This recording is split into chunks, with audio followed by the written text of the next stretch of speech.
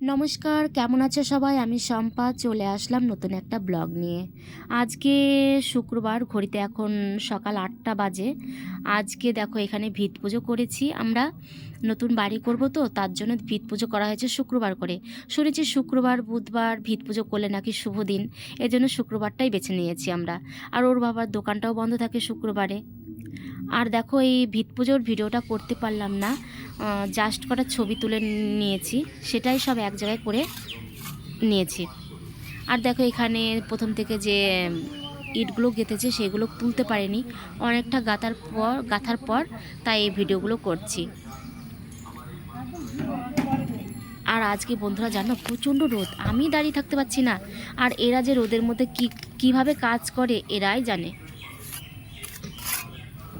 আমার এই ঘরটা তৈরি করা হচ্ছে তোমার 1300 স্কোয়ার ফুট ঘর। আমি ছকটা দেখাচ্ছি একটু পরে। আর ওই যে দেখতে পাচ্ছ টিনের ঘর, ওইটা হচ্ছে টিনের ঘরে আমরা থাকি।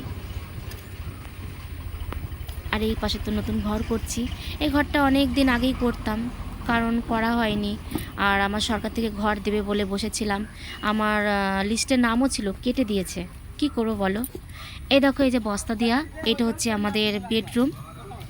আর মাঝখানে হচ্ছে ঠাকুর ঘর, তার পাশেরটা হচ্ছে গেস্ট রুম। আর এই মাঝখানে হচ্ছে ডাইনিং।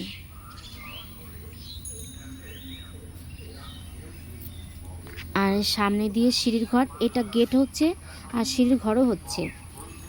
আর এই দেখো এখানে ইট দেখা যাচ্ছে একটা, এটা হচ্ছে একটা বেডরুম, এইটার সঙ্গে অ্যাটাচ পায়খানা বাথরুম থাকবে। আর দেখো বন্ধুরা, দেখে মনে হচ্ছে না যে ঘরগুলো কি ছোট ছোট লাগছে। আর এই যে বাদিকে এই যে সামনে লম্বা করে দেখছো, এখানে হচ্ছে রান্নাঘর থাকবে, আর ওই কোণার দিকে থাকবে পায়খানা বাথরুম। আমাদের পেছনে না অনেকটা জায়গা ছিল, ওর বাবাকে কতবার বললাম ঘরটা একটু পিছিয়ে দাও, সামনে একটু উঠোন হবে, ফুল গাছ টুছ লাগাবো, ভাল লাগবে দেখতে। বাড়ির সামনে একটু রাস্তা আছে, দেখো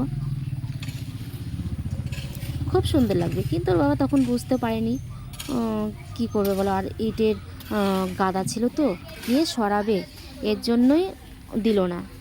আর আমরা ফ্যামিলিতে 3জন লোক তো, এর জন্য 3টে বেডরুম করেছি, একটা ঠাকুরঘর, একটা রান্নাঘর, একটা ডাইনিং। আর কি হবে, ছেলে থাকে না বাড়িতে, বাইরে পড়াশোনা করে। তো বন্ধুরা, ভিডিওটা কেমন লাগলো তোমরা কমেন্টে জানিও, একটা লাইক করে দিও।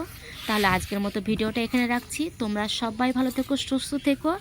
আর খুব শিগগিরই ফিরে আসছি পরের একটা ব্লগ নিয়ে।